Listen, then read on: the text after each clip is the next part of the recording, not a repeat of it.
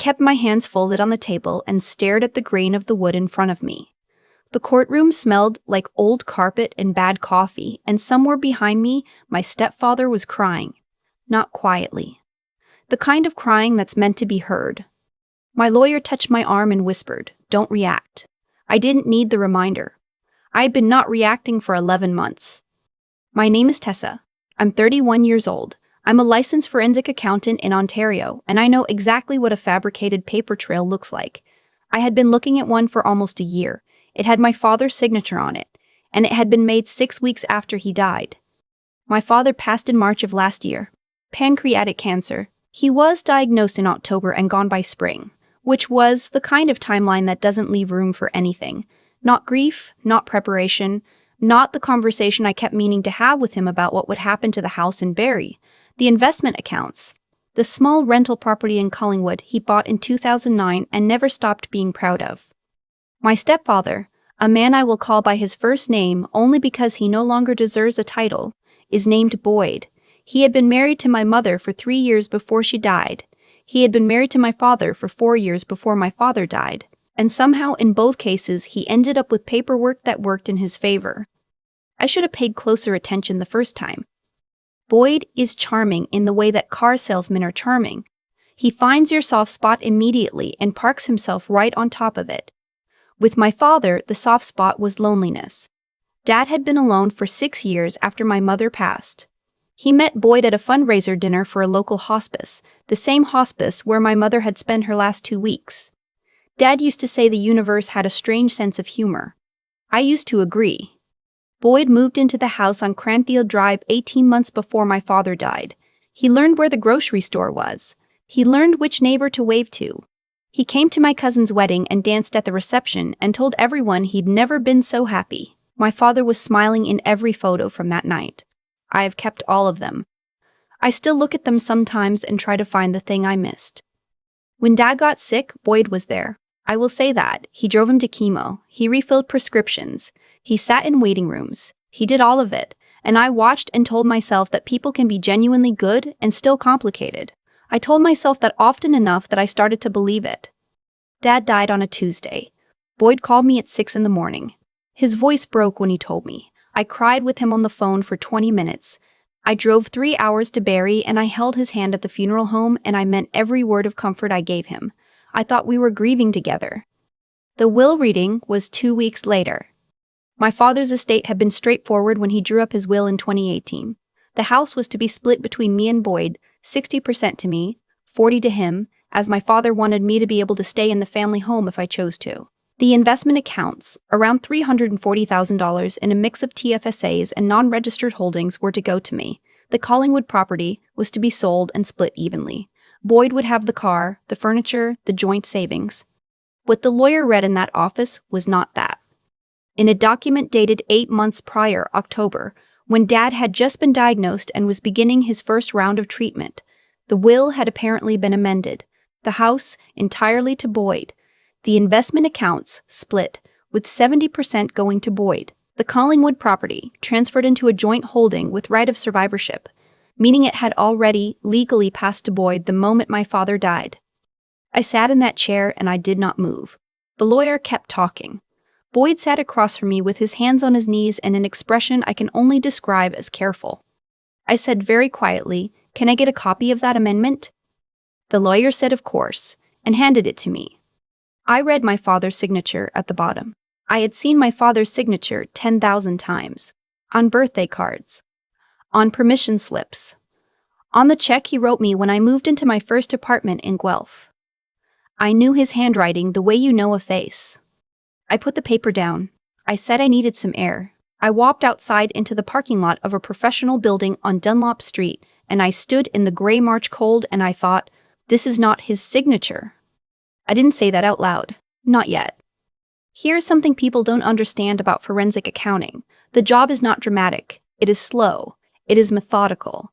It is building a case the way you build a stone wall, one piece at a time, making sure each one is load-bearing before you put the next one down. You do not confront. You do not tip your hand. You do not let the other person know you are looking, because the moment they know you are looking, things start disappearing. I went home to Guelph. I went back to work. I called Boyd twice a week to check in, the way a grieving daughter-in-law would. I sent him a casserole in April. I asked how he was managing with the house. And I started making calls. The first was to my father's original estate lawyer, a woman in Barrie who had handled his affairs since 2015. She had not been present at the will reading. She had not been involved in the amendment. She told me carefully that she had received a letter from my father in November stating he wished to switch firms for personal reasons and that she had forwarded his files to the new lawyer as requested. I asked if the letter had come by mail or email. She said mail. Handwritten. I asked if she still had it. She did. She sent me a scan. It was not my father's handwriting. The second call was to the new lawyer, not to confront, just to ask a procedural question about the timeline of the amendment. He told me the document had been witnessed by 2 individuals. He gave me their names when I said I was trying to understand the process for my own records. One of the witnesses was a woman named Diane. The other was a man named Preston Almeida, who worked at a notary office in Innisfil. I looked Preston Almeida up. He had lost his notary commission in 2021 following a complaint about improperly witnessed documents. He was not a licensed notary at the time he witnessed my father's will amendment, which meant the amendment had not been legally witnessed, which meant it was not valid. I sat with that information for 2 weeks before I told anyone. In May, Boyd did something I had been waiting for. He listed the Collingwood property, $59,000. He had a buyer within 3 weeks and he moved to close without telling me. I found out from a family friend who had seen the listing. I called Boyd and asked about it as casually as I could manage. He said it was his to sell. He said my father had made his wishes clear. He said he hoped I wasn't going to make things difficult. I said of course not. I hung up and I called a litigation lawyer in Toronto. Her name is not important, but she was the kind of woman who takes notes in a very specific shorthand and asks exactly the right questions. I walked her through everything. The signature, the forwarding letter, Preston Almeida, the timeline. She listened without interrupting, and when I finished, she said, "How long do you want to wait before we file?" I said, "Not long." What I hadn't told her yet was the last piece. In June, I had requested my father's medical records from the oncologist who had been treating him. Not for the case, I told the office, but for my own understanding of his final months. It was a reasonable request for a grieving family member, and it was granted. I went through those records over a weekend in my apartment with a pot of coffee, and the kind of focus that grief sometimes sharpens in you instead of dulling. The amendment had been signed in October.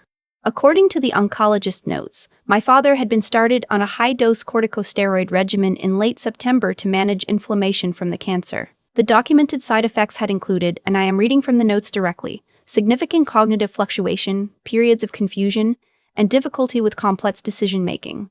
He had been assessed twice for capacity during this period, and both times the notes flagged concern. He had not had capacity, not reliably, not during the weeks that amendment was supposedly signed. There was also a note, added almost as an aside, that a family member, identified only as the patient's spouse, had been present at multiple appointments and had on 2 occasions asked the attending physician to document that the patient was of sound mind and capable of making important decisions. The physician had declined both times. I read that line 3 times. Then I added it to the file. We filed in August. Boyd was served on a Thursday. He called me 45 minutes later, and his voice was not broken this time. He said I was being cruel. He said my father would be devastated. He said he had loved my father and I was turning everything into something ugly because I was jealous and unstable and had never accepted him. He said he had spoken to a doctor who could attest to my mental state. I let him talk. When he finished, I said, "Boyd, I need to get off the phone now." And I hung up. His lawyer filed a countermotion 2 weeks later claiming that I was contesting the will out of grief-driven delusion, and that I had a history of erratic behavior and difficulty accepting my father's relationship. Attached to the motion was a letter from a Dr. Tunge, Randall Cook, a general practitioner in Newmarket, stating that he had assessed me and found me to be emotionally dysregulated and potentially unfit to manage complex legal affairs. I had never met Dr. Randall Cook in my life. My lawyer called me when she received the filing. She read me the letter. I listened to the whole thing, and when she finished, I said, "Pull his registration with the College of Physicians and Surgeons of Ontario. I want to know if there have been any prior complaints." There had been 2. Neither had resulted in discipline, but the pattern was there. I also want to say something about what it feels like to have your competence attacked in a legal document. It is a very specific kind of violation. It is not like being called a bad person, which at least you can argue against on the basis of your actions. It is someone telling a court that the way your mind works is the problem, that your perception of reality cannot be trusted, that the very thing you are most certain of, in my case, what is and isn't a real signature, what is and isn't a valid document, is the product of instability rather than expertise. I had been a forensic accountant for 7 years. I had testified as an expert witness in 3 provincial proceedings. I had been appointed by a court to review financial records in a fraud case involving a mid-sized construction firm in Hamilton, and my report had been cited in the judgment. I was not confused. I was not erratic. I was right. The hearing was set for November. The courtroom in Barrie was smaller than I expected. Wood paneling, fluorescent lights, the kind of municipal functionality that makes everything feel more ordinary than it should. Boyd sat at the other table in a dark gray suit. He did not look at me. The judge was a woman named Justice Okafor. She had short natural hair and reading glasses that she pushed up onto her head when she wasn't using them, and she moved through procedural matters with the kind of efficiency that told me she had no patience for theater. Boyd's lawyer went first. He presented the will amendment. He presented Boyd's testimony about my father's intentions. He called a witness, a neighbor from Cranfield Drive, who said my father had seemed happy in his marriage and had spoken positively about Boyd. None of this was surprising. None of it addressed the actual documents. Then Dr. Cook was called.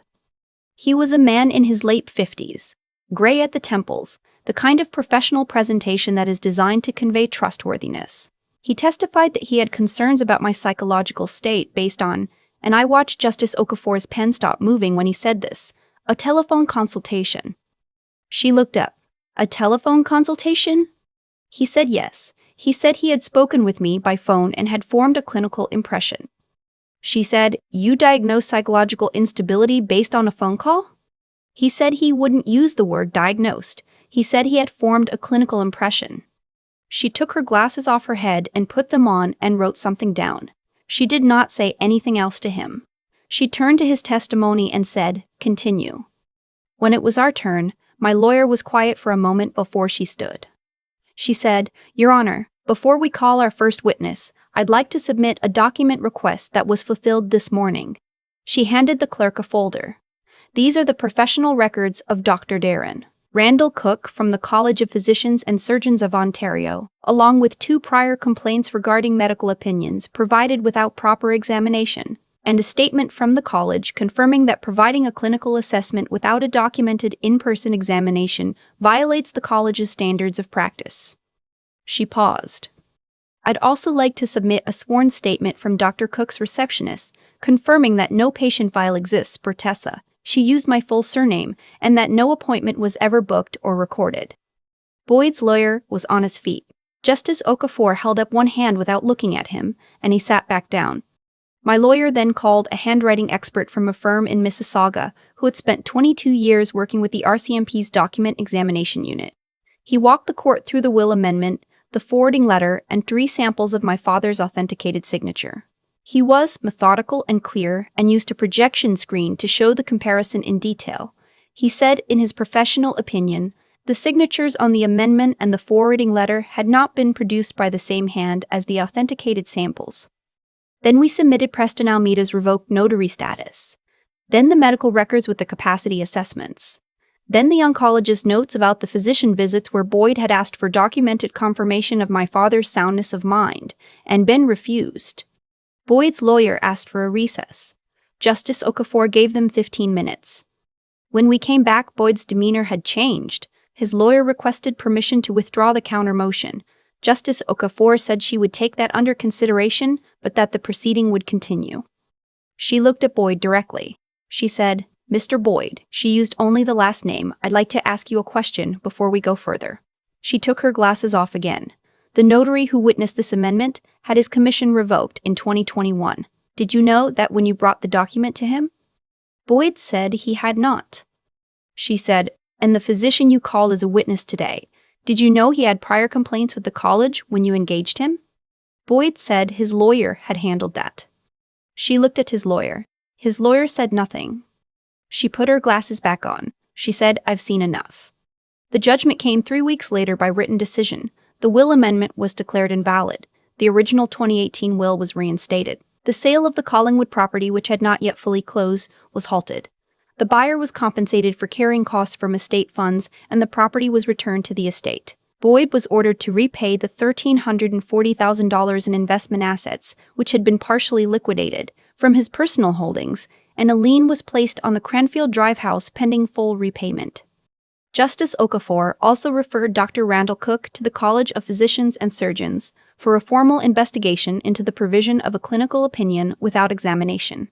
The referral was made within the body of the written judgment, which meant it was on the public record.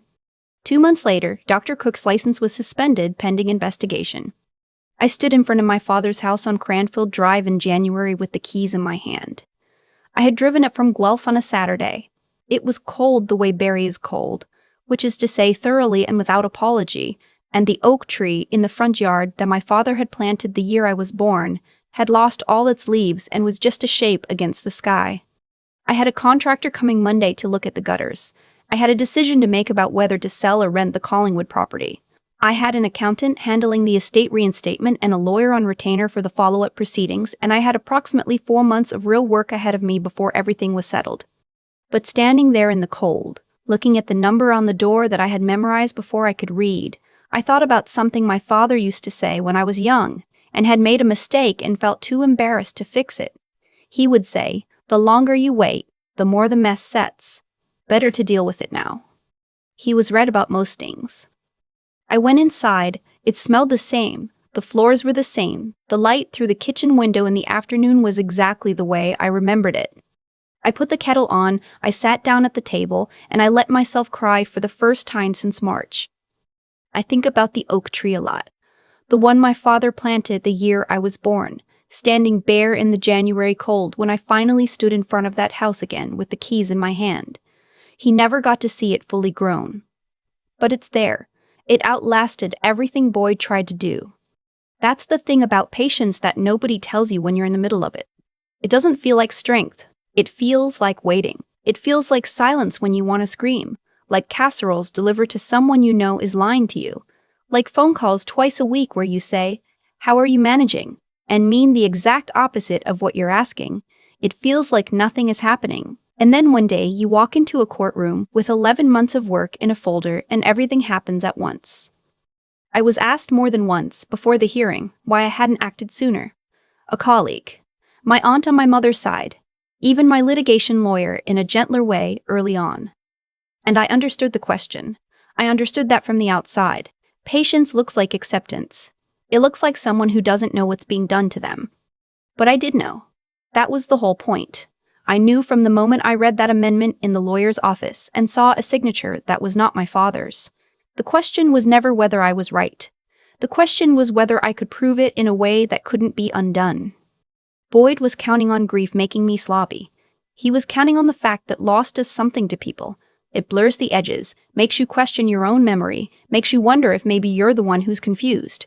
He called me unstable in a legal document. He paid a doctor to say so on paper. That tells you something about what he expected from me. He expected someone broken enough to be dismissed. I think about Dr. Cook sometimes too. A man who put his name and his license on a letter about someone he had never sat across from in a room. I don't know what Boyd offered him or what story he was told, but he made a choice. He decided that whatever he was getting was worth more than what he was risking. He was wrong about the math. His license was suspended 2 months after the judgment. That was his choice returning to him with interest, the way things tend to do. What I know now, having been through it, is that doing the right thing and doing the effective thing are not always the same action in the same moment. I could have confronted Boyd at the will reading. I could have accused him in the parking lot on Dunlop Street. I could have made noise immediately. None of that would have helped. What helped was understanding the difference between being right and being able to prove it, and having the discipline to wait until I could do both. My father used to say the mess sets if you leave it. He was talking about small things, usually. Spilled coffee. An unfinished conversation. But I think he was also, without knowing it, talking about this. About not looking away. about caring enough about what's true to do the hard, slow, unglamorous work of establishing it properly. The house on Cranfield Drive needed new gutters. The Collingwood property needed a decision. There was real work ahead, the kind that doesn't resolve in a courtroom and doesn't come with a judgment attached. I put the kettle on. I sat down at the table where I had done homework as a kid, where I'd eaten 1,000 meals, where my father had read the paper every Sunday morning with the same coffee cup for 20 years. And I thought, I'm still here. He would have liked that.